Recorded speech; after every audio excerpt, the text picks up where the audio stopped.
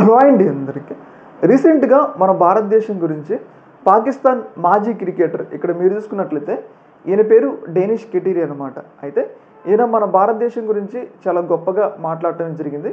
ఈయన పాకిస్తాన్ టీం తరపున ఆడిన ఏకైక హిందూ క్రికెటర్ అనమాట. ఈయన ఒకప్పుడు పాకిస్తాన్ క్రికెట్ టీంలో కూడా ఆడిండు, హిందూ ప్లేయర్గా అనమాట. ఆయన ఇప్పుడు కూడా ప్రాక్టీసింగ్ హిందూ. అయితే రీసెంట్ డేస్లో ఆయన మీద పాకిస్తాన్లో చాలా పెద్ద స్థాయిలో ట్రోలింగ్ అయితే జరుగుతుంది. మనందరికీ తెలుసు, ఆసియా కప్లో మనం పాకిస్తాన్ని 3 సార్లు చిత్తుగా ఓడించిన తర్వాత వాళ్ళ ఫ్యాన్స్ తల ఎక్కడ పెట్టుకోవాలో తెలియక కుమిలిపోతున్నారు అనమాట. అయితే ఇలాంటి సందర్భంలో అక్కడ హిందూ వ్యక్తిగా ఉన్న ఈయన టార్గెట్ చేసుకుని చాలా పెద్ద స్థాయిలో ట్రోలింగ్ అనమాట. ఆయన త్వరలో భారతదేశానికి వెళ్ళిపోతుండు, ఆయన హిందూ సపోర్టర్ అని చెప్పేసి ఆయన మీద పెద్ద స్థాయిలో ట్రోలింగ్ అయితే జరుగుతూ ఉంది. అయితే దీని మీద ఆయన స్పందించడం జరిగింది. ప్రధానంగా నేను భారతదేశానికి వెళ్ళాలి అని చెప్పేసి నిర్ణయమే తీసుకోలేదు, నేను పాకిస్తాన్లోనే ఉంటాను, పాకిస్తాన్ నా జన్మభూమి, అలాగే భారతదేశం గురించి కూడా చాలా గొప్పగా మాట్లాడటం జరిగింది. భారత్ ఒక మాతృభూమి అని, భారత్ ఒక దేవాలయం అని చెప్పేసి ఆయన భారత్ గురించి చాలా గొప్పగా మాట్లాడటం జరిగింది.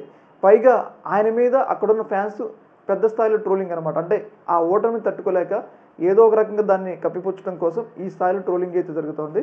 ప్రధానంగా ఆయన ఆరోపిస్తుంది ఏంటంటే తను ఒక హిందూ క్రికెటర్ అని చెప్పేసి అక్కడున్న పాకిస్తాన్ ప్రభుత్వం కానీ అక్కడున్న పాకిస్తాన్ క్రికెట్ బోర్డు కానీ తన దగ్గర టాలెంట్ ఉన్నా కానీ ఆ టాలెంట్ని తొక్కేసింది. ఎక్కువ ఒక వర్గానికి సంబంధించిన వాళ్ళకి ఛాన్సులు ఇచ్చి తను ఒక హిందూ అని చెప్పేసి తనకు ఛాన్సులు కూడా ఇవ్వలేదు అని చెప్పేసి ఆయన తన ట్విట్టర్ వేదికగా చెప్పడం జరిగింది. ఏదేమైనా కానీ పాకిస్తాన్లో హిందూ క్రికెటర్లకు జరిగే న్యాయం గురించి ఆయన బహిరంగంగా అంటే పాకిస్తాన్ నన్ను డైరెక్ట్గా తొక్కేసింది అని చెప్పేసి ఒక హిందూ ప్లేయర్ అని చెప్పేసి ఆయన చెప్పడం జరిగింది. ఏదేమైనా కానీ భారతదేశం గురించి చాలా గొప్పగా మాట్లాడండి పాకిస్తాన్లో అని చెప్పేసి ఆయన మీద మన భారతదేశం నుంచి కూడా ఆయనకి సపోర్ట్ అయితే చాలా ఫుల్గా లభిస్తుంది అనమాట.